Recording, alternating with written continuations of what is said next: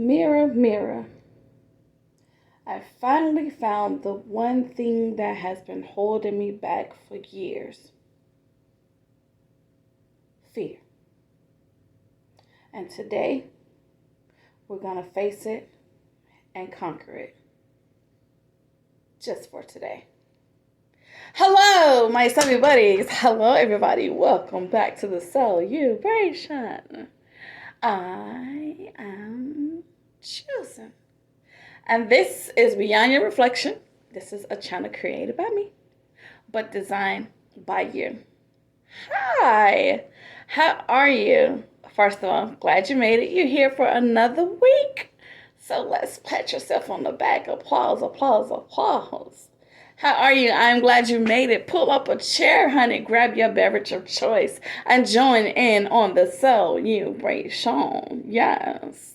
Thank you. Welcome, new Subbie Buddies, honey. They trickling in week by week, and I'm taking them all, honey. Thank you. I appreciate it. My first episode, I remember I had 2 people that supported me. And I just knew, honey, them 2 was 200. That's the way I felt. And then those 2 have now turned into 37. Let's go. Keep going. Yes, I shall. And I'm speaking into existence. In 30 more days, I guarantee I'm going to have 50. How about it? Let's go. But anyway, that's not what we're here about. You guys, you heard my topic. Fear. That is the one word that will stop you from doing everything. Everything. I have so many, oh my goodness, the list is long. How many fears that I have. Some of them I've learned to conquer, and some of them, honey, it's going to take a lot of counseling to get past. One of my biggest ones, the biggest ones, was the fear of flying. And I love to travel. Now, I'm an avid cruiser, honey. Get me on the ocean and I'm here for it, okay? But going to different destinations, sometimes ship can't get you there. You're going to have to elevate. You're going to have to take those 1,000 miles. I ain't built like that. And I hate it because it has stopped so many things in my life. Because I've been invited to a couple of places. Even in high school. In high school, I was supposed to go to Spain. Come on. My senior year of high school. We were supposed to go to Spain. But when I found out that was a 10-hour flight, you can go ahead, cancel me out. No, I'm good. I'm not going to be able to do it. I couldn't get past that thought process. In my mind, I'm like, 10 hours. Oh, in 5, we're going to fall. So, as crazy as that may sound, but that was my thought process. Like, I don't even think, it's not even the fear of flying. It is the fear of falling. Which is another reason why I decided not to go airborne when I call myself trying to join the military. That's not going to be a thing. Why would I jump out of a perfect good airplane unless it's falling and I have a reason to jump out of it? Okay, yeah. Well, other than that, nah, boo, couldn't. And it has stopped me from going a lot of places. So I'm like, okay, I'm going to have to face that. My first time facing it was in, I believe it was 2015, when I had to take my son to college in California. On the other side of the world. That was a 6-hour flight. 6 there and 6 back. So that's 12 hours technically. I had to drop him off, so it was fine. I had a support system there with me, which was him and his shoulder that I darn near dislocated doing that takeoff and landing. But me coming back on my own, like, it wasn't as bad. And I was like, oh, okay, it's not as bad as I thought. That's what you get for thinking. Not supposed to do that. Sometimes it doesn't work in your favor. But once I got out of my head and I'm like, okay, I'm good. Take your seat. And if I have to, maybe a little cocktail before I get on the plane just so to relax me. Get in your seat, chill out, enjoy the view. I have now started, like whenever I fly, I've actually started to sit by the window. Child. That's not a thing. Okay. I would normally sit by the window, and I actually record the takeoff and the landing. Now, sometimes I'm not able to completely watch it because it does make me nauseous. The going up part does make me nauseous. Now, that part, I've been able to get past. I got to conquer that part as well. So I would just literally put my phone outside the window and, record it as it's going up or coming down. But that was one of my greatest fears. The next one, the dark. Now, me and my therapist spoke about that because she was wondering about why I wasn't sleeping a lot. Because I got lights, brights all around me. I would have a night light. I would have the TV on, the radio on, or something. Like, I felt safer when I was able to see what was around me. Like, even if you're in a deep sleep and you just wake up, oh, Lord, have mercy. Like, I was glad to be able to wake up like, oh, okay, I'm safe. I'm good. Okay. So I have me a little small crystal nightlight. And then I put on my headphones and I put on the ocean or I put on meditation music. That has now become my soother. I've conquered the fear of darkness. And the thing is, it's because it's the fear of the unknown, which is half of our greatest fear is not knowing if it's going to work, how it's going to work, when it's going to work, and if, going back to the beginning. That's one of the biggest fears. So that's what stops us from even trying. It ain't going to work, so why even bother? It might. So, my therapist and I spoke about it. She was like, one at a time. Even if you have the TV on, put it on dark mode where you can kind of still hear like the white noise in the background, but have it on dark mode. Okay, I started with that. Then I went on and got me an actual sound machine. So it kind of takes the place of it.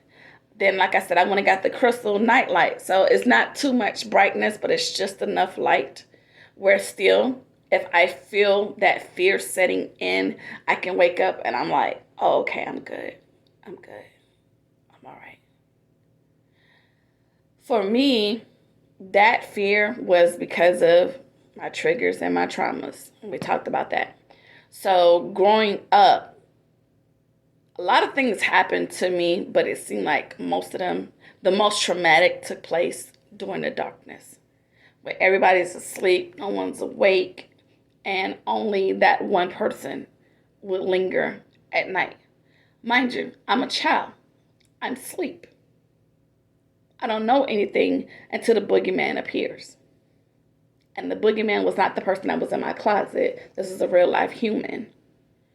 So that has always been a thing of mine. Like, absolutely terrified of sleeping in the dark because I still felt that presence. I was still holding on to that trigger and that trauma.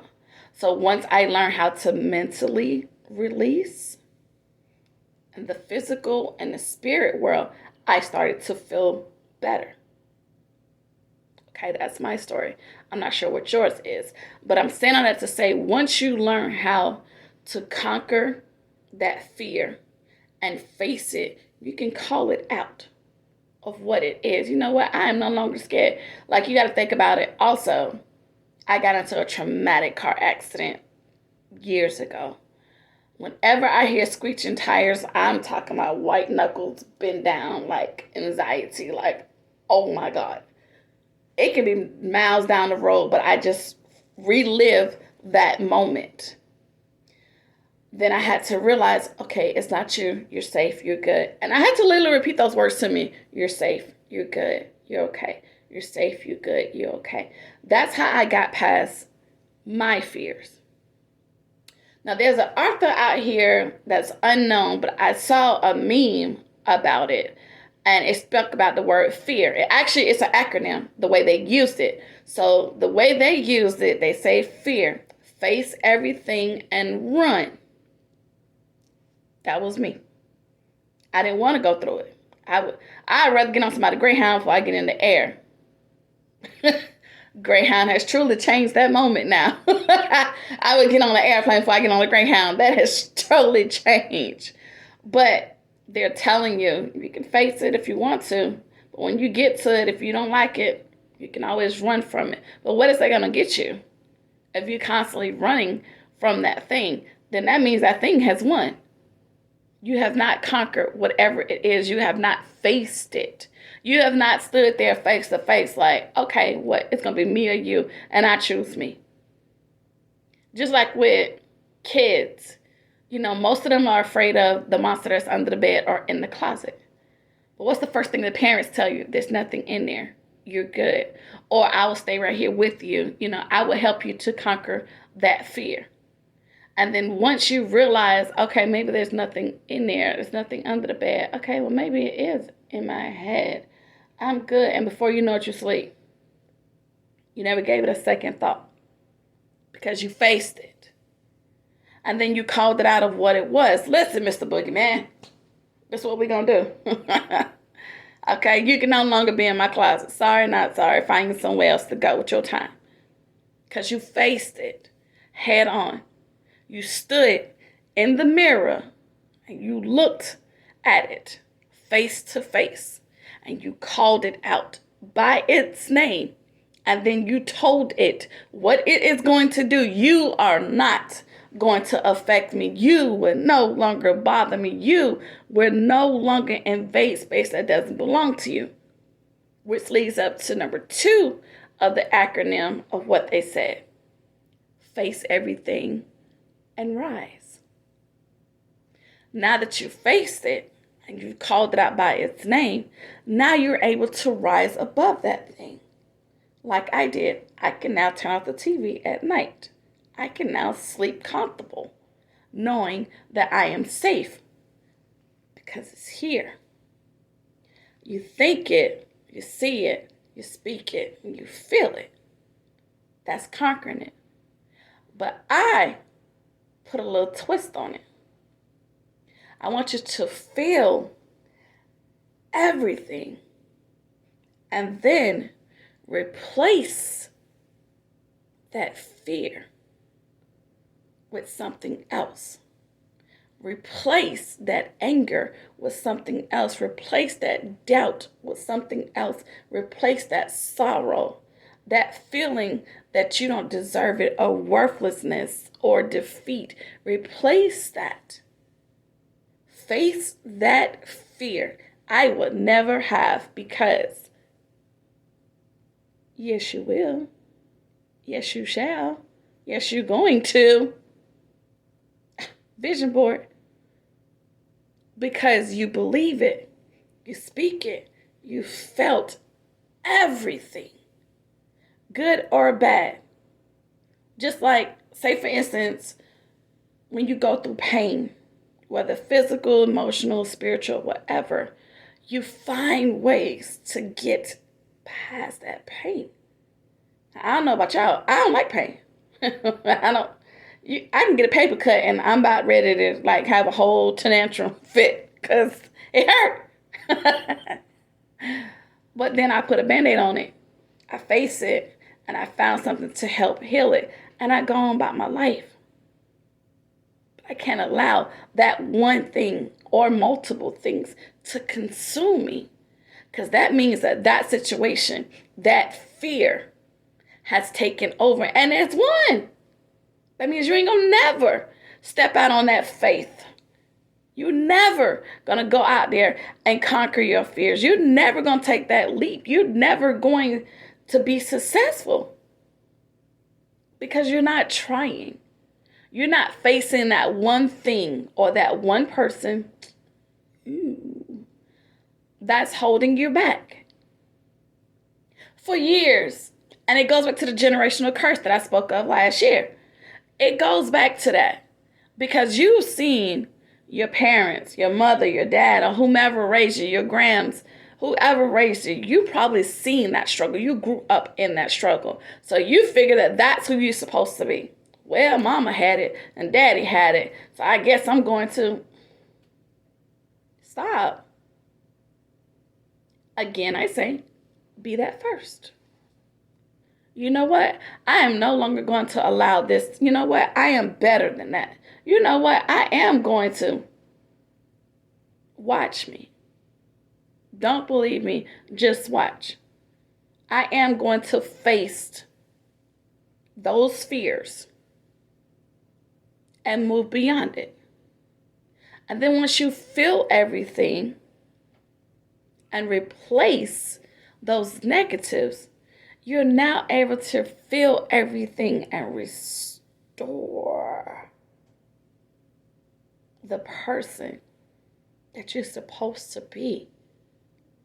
You're now able to rebuild, rebrand, rename that thing that was holding you back, whether it was you, circumstances, mama, daddy, cousin, sister, brother, job, whatever that thing that you call fear that is in your way, you face it head on. You stand there, stand strong. Look at it, speak it, feel it, embrace it, believe it, call it out. Listen, I'm tired of walking around angry. I'm tired of being bitter. I'm tired of being broken. I'm tired of crying. Time to do something different. So today, we're going to walk around like Miss Patti LaBelle say, we're going to have a whole new attitude, baby. So go put on that new pair of shoes, go put on that hat, that cloak, that cape, whatever it is that's going to get you to rise above that thing that's holding you back. Face it and then rise above it. You will no longer run from it, but I challenge you to run to it. Run towards it. Stand there. Face it. Call it out for what it is. Feel everything. And then rebuild, rename, rebrand, restore, rebirth. Ugh, I love it. It looks and sounds amazing. Once you rebrand yourself, when you restore yourself, when you reflect on yourself, and you can face that fear. You can tell fear to go wherever it belongs, but it doesn't belong in you, around you. So I challenge you. What is your greatest fear? What is holding you back from being you? What is stopping you from being the best form of you? Face it. Run to it. Call it out. Feel it. Embrace it. And restore it. Replace anything that is not of you. Anything that's holding you back, baby. If it ain't for you, it's against you. Common sense. So with that being said, God did not give you the spirit of fear, but of a sound mind. So if you think and speak those things that be not as though they were, watch what happens. Oh, I was afraid of the dark, but I still got a light that shines within, so therefore I have no reason to be scared. I have to elevate myself, so therefore I can't be afraid to fly, baby, if I'm going a couple of 1,000 feet in my faith. I ain't got time for it. And there's other things, like I said, the list is long for me of what I was afraid of. But now I am not afraid to look it in its face and tell it where it can go, because you don't belong here, boo. So I dare you to face whatever that thing is and rise above it. Feel everything and rise. Restore, rebuild, rebrand. And I guarantee you will rejoice, because that fear is no longer a part of you, because you are now fearless. Okay? So I hope that this episode touched you in some type of way. I hope you're able to face your fears and conquer and become that person that I know you can be. If you did enjoy yourself, hit the thumbs up, baby. Hit those like buttons and also hit the subscribe button. Become a Subbie Buddy and join in on the Cele-You-bration. Because every week we're going to peel back a different layer so that you can see the best parts of you. I'll see you guys next week. I love everything about you. And so should you. Have the best week ever. Bye.